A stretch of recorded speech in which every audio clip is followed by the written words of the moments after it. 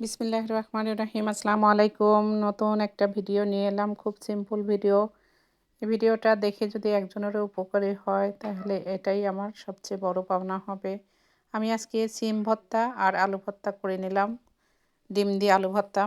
এই তো সিমগুলো ভাতের উপর দিয়ে রাইস কুকারে আমি সিদ্ধ করে নিয়েছি। নিয়ে সিমগুলো একটু ঠান্ডা করে নিয়ে সিমগুলো সব ভর্তা করে নিচ্ছি। আর এই আঁশগুলো সব ফেলে দিব। আঁশগুলো ফেলে না দিলে কিন্তু মুখের মধ্যে এটা খেতে খারাপ লাগবে। আঁশগুলো ফেলে দিলে তাহলে আর কোনো সমস্যা হবে না। এখন সিম শেষের দিকে, এখন সব সিমেরই বিচি হয়ে গেছে। এই পুক্ত সিমের ভর্তা করলে আসলেই দুর্দান্ত টেস্টি হয়। আপনারা একবার হলেও চেষ্টা করে দেখবেন। আলু আর সিম একসঙ্গে ভর্তা আর আগে কে কে খেয়েছেন অবশ্যই কমেন্টে জানাবেন। আমি এখানে সিমগুলো ছিলে ভর্তা করে নিলাম। এখন আমি এটা পেঁয়াজ কেটে তেলে দিব।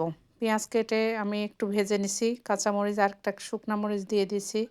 কাঁচামরিচ যে যেরকম ঝাল খাবেন, বেশি ঝাল খেতে চাইলে বেশি ঝাল দিবেন, কম ঝাল খেতে চাইলে কমে দিবেন। আমার মতোই যে বেশি দিতে হবে কি কম দিতে হবে তা না। এটা টেস্ট হচ্ছে ঝালের উপর, নিজেদের উপর। আমি একটু বেশি করে ভেজে নিচ্ছি, একটু বাদামি কালার করে নিচ্ছি যে ব্রেস্তার মতো একটা ফ্লেভার আসবে, এর জন্য একটু বেশি করে ভেজে নেওয়া হয়েছে। আপনারা চাইলে হচ্ছে কমেও ভেজে নিতে পারেন, কিন্তু আমার ব্রেস্তার ফ্লেভারটা খুব ভালো লাগে। এখন আমি লবণ দিয়ে সুন্দর করে এখন ঘুটে নেব। এখন সবগুলো স্মুথ ভর্তা করতে হলে এটা ভালোভাবে ঘুটে নিতে হবে। এইভাবে ঘুঁটে নিলে কিন্তু একদম সবগুলো একসঙ্গে মিশে যাবে। দেখেন একদম মিশে গেছে। আমার ভর্তাটা মোটামুটি রেডি হয়ে গেছে।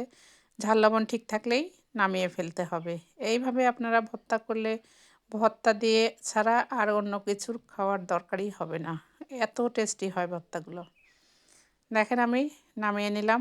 ভর্তার কালারটাও দেখেন কেমন হয়েছে, আর খেতে কেমন হবে বুঝতেই পারছেন। এখন আমি ডিম আর আলু ভর্তা করে নিচ্ছি কাঁচা পেঁয়াজ দিয়ে। কাঁচা পেঁয়াজ আর একটা শুকনো মরিচ দিয়ে। আমি ঝালটা কমই দিচ্ছি। কেউ ঝাল বেশি খাবেন, কেউ কম খাবেন। আমি বেশি ঝাল দিয়েও করি, কিন্তু যার জন্যে করছি তার জন্যে কম ঝাল দিয়ে করতে হবে। আমি একটু সরিষার তেল দিয়ে দিলাম, পেঁয়াজ আর মরিচ ডলিয়ে নিয়েছি। এটা ডলিয়ে নিয়ে ভর্তা করলেই কিন্তু ফ্লেভারটা বেশি ভালো আসে। এখানে পেঁয়াজের ফ্লেভারটা, তেলের, আবার শুকনা মরিচের।